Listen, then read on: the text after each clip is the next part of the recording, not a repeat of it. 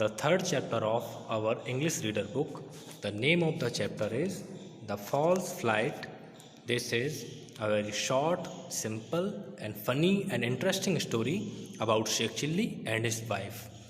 तो हम देखेंगे इसका मीनिंग क्या है. फॉल्स मीन्स होता है झूठा और फ्लाइट मतलब होता है उड़ान. तो इस स्टोरी का मतलब है कि झूठी उड़ान. झूठी से मतलब है, फॉल्स से मतलब है काल्पनिक, इमेजिनरी, यानी कि जो वास्तव में है नहीं, केवल एक सपनों की या एक केवल मन की ही उड़ान. मन में ही कुछ भी सोच लेना और उसमें उड़ने लगना, इस तरह से.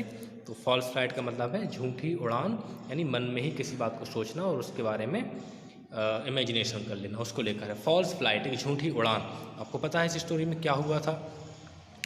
इन this story Sheikh Chilli makes plan of buying a cow. वो एक गाय खरीदने का प्लान बनाता है. And he tells his wife about his plan. वो अपनी वाइफ को बताता है कि मेरा एक प्लान है कि जब हमारे पास पैसे होंगे तो हम गाय खरीदेंगे.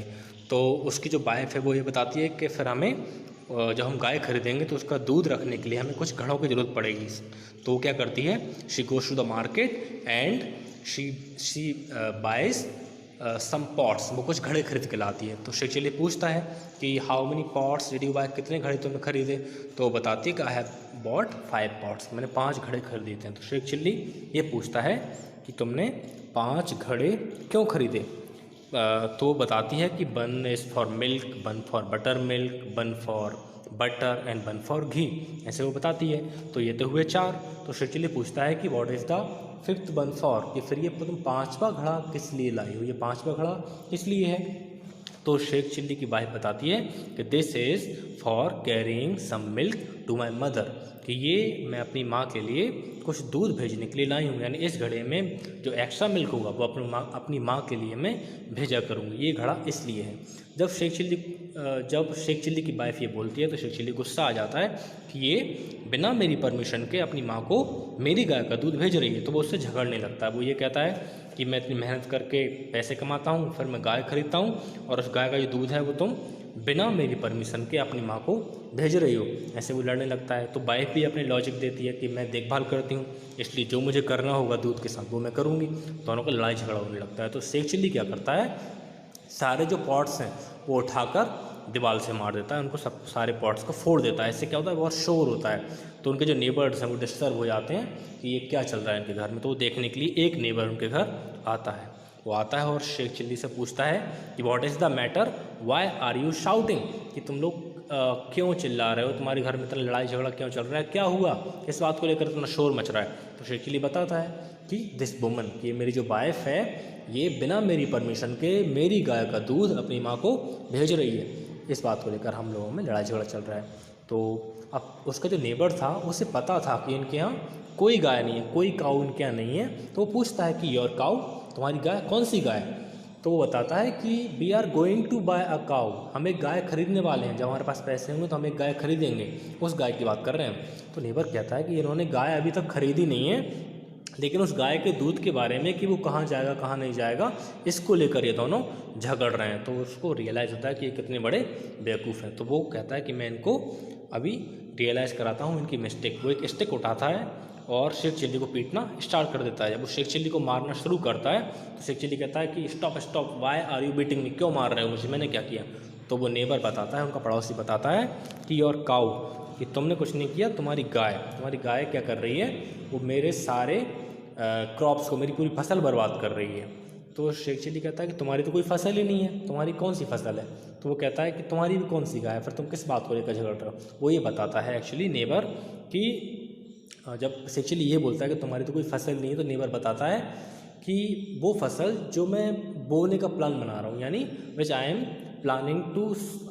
बीन प्लानिंग फॉर मंथ, महीनों से मैं प्लान बना रहा हूँ फसल बोने का, मक्के की और गेहूं की. और तुम्हारी गाय की वजह से मेरा जो पूरा प्लान है वो चौपट हो रहा है. तुम अपनी गाय को बांध के नहीं रख सकते, वो मेरी पूरी फसल बर्बाद कर रही है. तो शेख चिल्ली कहता है कि तुम्हारी तो कोई फसल ही नहीं है. तो फिर उनको रियलाइज़ हो जाता है कि हमारे पास भी कौन सी गाय है जो हम उस गाय के दूध को लेकर झगड़ रहे हैं. तो उनको समझ में आ जाता है, अपनी गलती का उन्हें एहसास होता है और वो सभी हंसने लगते हैं. तो ये एक शॉर्ट स्टोरी थी. अब हम इसका एक्सरसाइज पोर्शन देखेंगे. तो सबसे पहले क्या है, फर्स्ट ऑफ ऑल आप देखेंगे कि यहाँ पर कुछ ग्रुप्स ऑफ बर्ड्स हैं। यहाँ पर आपको 5 ग्रुप मिलेंगे। इन पाँचों ग्रुप्स में there are 4 birds in each group. हर ग्रुप में 4 बर्ड्स हैं और इन चारों बर्ड्स में से एक जो बर्ड है वो अलग है और 3 जो बर्ड्स हैं उनके मीनिंग ऑलमोस्ट सिमिलर है। हम देखेंगे क्वेश्चन क्या है, 3 birds in each group have almost the same meaning, कि हर एक ग्रुप में 3 बर्ड्स ऐसे हैं जिनका मीनिंग कैसा है, ऑलमोस्ट सेम है, एक जैसा है। But one of them is different, लेकिन एक जो है वो कैसा है, अलग है। One of them is different, point out the different one. तो आपको क्या करना है, जो अलग है उसको अलग करके निकालना है। आपको बताना है कि इनमें से डिफरेंट कौन सा है, अलग कौन सा है। तो हम देखेंगे सबसे पहले फर्स्ट ग्रुप में क्या है, एंगर, बिटरनेस, फ्यूरी और रैथ। हम इनके मीनिंग्स देखेंगे। एंगर मीन्स होता है गुस्सा, बिटरनेस मीन्स होता है कड़वाहट, फ्यूरी मीन्स होता है गुस्सा और रैथ मतलब भी होता है गुस्सा। तो आप समझ गए होंगे इनमें कौन सा वर्ड अलग है, बिटरनेस, क्योंकि इसका मतलब क्या होता है, कड़वाहट। बाकी जो 3 वर्ड्स हैं उनका लगभग सेम मीनिंग है, क्या है वो, गुस्सा। हम देखते हैं सेकंड ग्रुप में कौन कौन से वर्ड हैं, एनोइड, ग्लूमी, सैड और सॉरोफुल। हम इनके मीनिंग्स देखेंगे। एनोइड मतलब होता है परेशान, ग्लूमी मतलब होता है मायूस, सैड मतलब होता है दुखी और सॉरोफुल मतलब होता है उदास। तो आप समझ गए कि कौन सा वर्ड अलग है, एनोइड यानी कि परेशान वर्ड थोड़ा सा अलग है, क्योंकि ग्लूमी, सैड और सॉरोफुल वर्ड ऑलमोस्ट सिमिलर हैं। हम देखते हैं थर्ड ग्रुप में कौन कौन से वर्ड्स हैं। First word is amiable, courteous, lenient और पोलाइट। हम इनके मीनिंग्स देखेंगे। एमिएबल मतलब होता है फ्रेंडली या फिर जिसका नेचर बहुत अच्छा हो, जो सब में ईजिली घुल मिल जाता हो। कर्टियस मतलब भी होता है लगभग सेम, फ्रेंडली, एमिएबल। लीनिएंट मतलब होता है उदार या लिबरल या झुकाव, जो बहुत जल्दी झुक जाता है, बहुत ही ईजिली लोगों की बात को मान लेता है, बहुत जल्दी लोगों में घुल मिल जाता है। स्ट्रिक्ट नहीं है, जो कट्टर नहीं है, यानी कि जो लिबरल है। और पोलाइट मतलब होता है विनम्र या हम्बल। तो आप देखेंगे कि इन जो बर्ड्स हैं इनमें पोलाइट बर्ड थोड़ा सा अलग है। पोलाइट बर्ड यानी कि होता है विनम्र, तो विनम्र एक अलग बर्ड है, जबकि एमिएबल, कर्टियस और लीनिएंट इन तीनों वर्ड के मीनिंग है फ्रेंडली, यानी कि ईजिली किसी से भी फ्रेंडशिप कर लेने वाले। ठीक है, हम देखते हैं फोर्थ ग्रुप में कौन कौन से वर्ड्स हैं, डिस्पाइज, डिसडेन, स्कॉल्ड और स्कॉन। हम इनके मीनिंग्स देखेंगे। तो आप देखेंगे डिस्पाइज मतलब होता है घृणा करना, डिसडेन मतलब भी होता है घृणा करना, स्कॉल्ड मतलब होता है डांटना और स्कॉर्न मतलब होता है घृणा करना। तो आप समझ गए होंगे कि इन चारों में कौन सा वर्ड अलग है, स्कॉल्ड, क्योंकि स्कॉल्ड का मतलब है डांटना, जबकि बाकी तीनों वर्ड्स के मतलब हैं घृणा करना। फिफ्थ ग्रुप देखेंगे। फिफ्थ ग्रुप में कौन कौन से वर्ड हैं। फर्स्ट वर्ड है एंग्जाइटी, डिस्ट्रेस, पेन और बरी। तो आप देखेंगे इनके मीनिंग देखेंगे तो एंग्जाइटी मतलब होता है खीज, किसी बात को लेकर एक खीज होना, ठीक है, एक किसी बात से चिड़े होना, ठीक है। डिस्ट्रेस मतलब होता है एक तरह की चिंता, ठीक है। पेन मतलब होता है दर्द और बरी मतलब क्या होता है, चिंता। तो आप देखेंगे कि एंग्जाइटी, डिस्ट्रेस और बरी इनके लगभग सिमिलर मीनिंग है। जबकि पेन का मतलब होता है दर्द, तो उसको जो कि जनरली फिजिकल पेन को एक्सप्रेस करता है, तो उसे हम अलग वर्ड मान के चलेंगे। तो हमारा अलग वर्ड क्या है इसमें, pen. Now let us move on to our next page. Let us see what is there. तो हम सबसे पहले पढ़ेंगे क्या लिखा है। Here are some birds showing reactions, कि यहाँ कुछ ऐसे बर्ड्स हैं जो रिएक्शंस को शो करते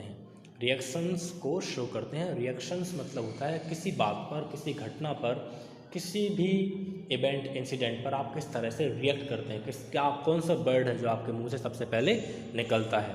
तो जनरली ये वर्ड रिएक्शंस को शो करते हैं।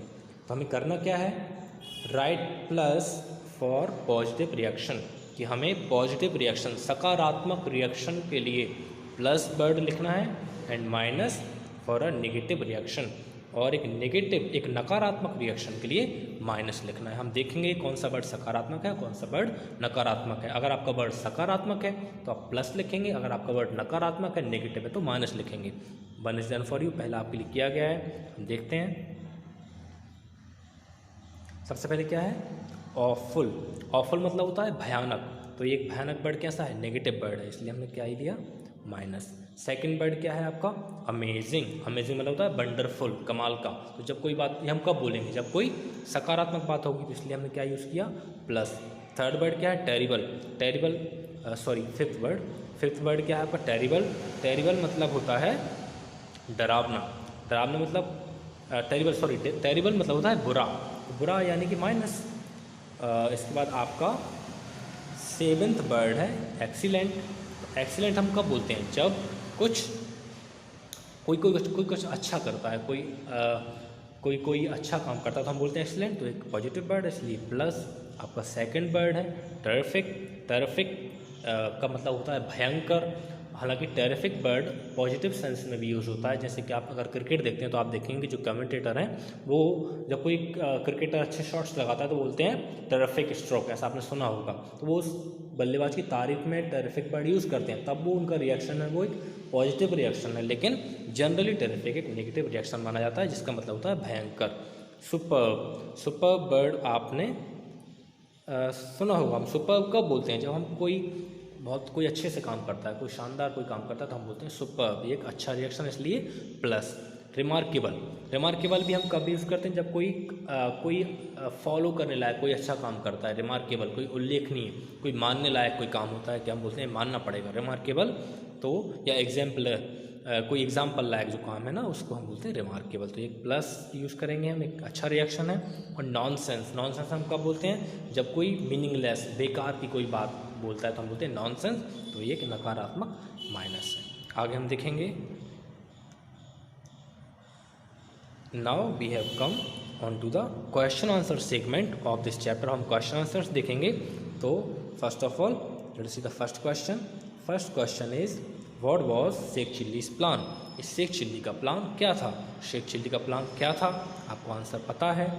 आंसर क्या है, Sheikh Chilli's plan was to buy a cow. Sheikh Chilli का प्लान था एक गाय खरीदने का, यानी कि शेख चिल्ली का एक गाय खरीदने का प्लान था। वो उसने ये कहा था कि जब मेरे पास पैसा होगा तो मैं एक गाय खरीदूंगा। It was your first question. Now let's see the second question. Second question क्या है, how many pots did Sheikh Chilli's wife buy. Sheikh Chilli की वाइफ ने कितने पॉट्स खरीदे, शेख चिल्ली की वाइफ ने कितने घड़े खरीदे। And the answer is Sheikh Chilli's wife bought 5 pots. की शेख चिल्ली की वाइफ ने 5 पॉट्स खरीदे, 5 घड़े खरीदे। तो ये आपने स्टोरी में पढ़ा है। अब खास बात आपको ध्यान ये देना है कि अगर डिड के साथ वर्ब की फर्स्ट फॉर्म यूज़ होती है, यानी क्वेश्चन में अगर डिड यूज़ होता है तो उसका आंसर जब हम देते हैं तो हम वर्ब की सेकंड फॉर्म यूज़ करते हैं। आप जानते हैं कि बाय की सेकंड फॉर्म क्या है, बॉट। तो हम जब भी डिड वाला क्वेश्चन हो तो कोई आंसर देते हैं तो नेगेटिव में डिड हम वर्ब की सेकंड फॉर्म यूज़ करते हैं। मूव करते हैं अब अपने अगले क्वेश्चन की तरफ। So our third question is why did she buy an extra pot. कि उसने एक एक्स्ट्रा पॉट क्यों खरीदा। उसकी जो वाइफ थी वो 5 पॉट लाई थी, 4 तो उसने समझा दिए थे, लेकिन जो 5वां था जो एक्स्ट्रा था वो क्यों खरीदा। तो उसका आंसर क्या है, answer she bought an extra pot for carrying some milk to her mother. कि उसने एक एक्स्ट्रा पॉट खरीदा for carrying some milk to her mother, अपनी माँ के लिए कुछ मिल्क भेजने के लिए, अपनी माँ को कुछ दूध भेजने के लिए। ये इसका आंसर था। Now let us see the fourth question. Fourth question is what made the husband so angry.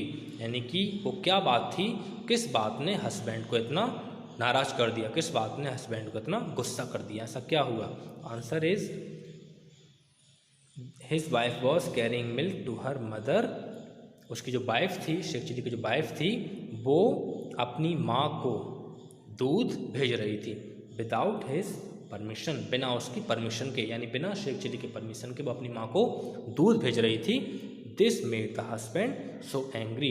इस बात ने हस्बैंड को इतना नाराज कर दिया। ठीक है, now let us move on to our last question. And our last question is why did the neighbour start hitting Sheikh Chilli. कि नेबर ने शेख चिल्ली की पिटाई करना क्यों शुरू कर दिया। नेबर ने शेख चिल्ली को मारना, हिट यानी मारना, क्यों शुरू कर दिया। आपको पता है कि वो उसने क्यों मारना शुरू किया था। हम आंसर देते हैं। Answer is the neighbour started hitting Sheikh Chilli neighbour ने शेख चिल्ली को मारना शुरू कर दिया, सेइंग दैट, यह कहते हुए कि Sheikh Chilli's cow had been eating his crops, कि शेख चिल्ली की जो गाय है वो उनकी क्रॉप को, उसकी फसल को क्या कर रही है, खा रही है। ऐसा कहते हुए उसने उसको पिटाई करना स्टार्ट कर दिया। Actually he wanted to make him realise, असल में, एक्चुअली मीन्स असल में, दरअसल, he wanted to make him realise, वो उसको एहसास कराना चाहता था, that he and his wife were fighting senselessly, कि वो शेख चिल्ली और उसकी वाइफ सेंसलेसली फाइट कर रहे थे, बिना किसी मतलब के फाइट कर रहे थे। उनकी फाइट का कोई लॉजिक नहीं था, कोई रीज़न नहीं था, बेकार में ही वो दोनों झगड़ रहे थे एक ऐसी गाय के लिए जो कि अभी तक उन्होंने खरीदी भी नहीं थी। एक ऐसी गाय के लिए झगड़ रहे थे, उस गाय के दूध के बंटवारे को लेकर वो झगड़ रहे थे, जो गाय उन्होंने अभी तक खरीदी तक नहीं थी। उनको रियलाइज़ कराना चाह रहा था, इसलिए उसने उनको पिटाई करना स्टार्ट कर दिया। Now let us move on to our next slide. This is the last slide. This is the last exercise of this chapter. Let us see what is there. Question is complete the statement. आपको करना क्या है, आपको statement को complete करना है। आपको जो डार्क में दिख रहा है ये आपको बुक में मिल जाएगा, और जो आपको लाइट में लिखा हुआ है ये आपको फिल करना है अपनी बुक में। तो हम देखते हैं क्या। Very simple. Sheikh Chilli and his wife lived, ये बुक में है। अब इसके आगे क्या होगा, इन अ विलेज, इस तरह से आपको फिल करना है, इन अ विलेज। सेकेंड हम देखेंगे, Sheikh Chilli grab the pots one by one and, Sheikh Chilli grab the pots and one by one and. तो उसके बाद फिर क्या हुआ वो आपको फिल करना है। क्या फिल करेंगे आप, smash them all against the ball, आप उसमें फिल करेंगे। हम थर्ड देखते हैं, I work and sweat all day and buy a cow and, तो ये आपको बुक में मिल जाएगा।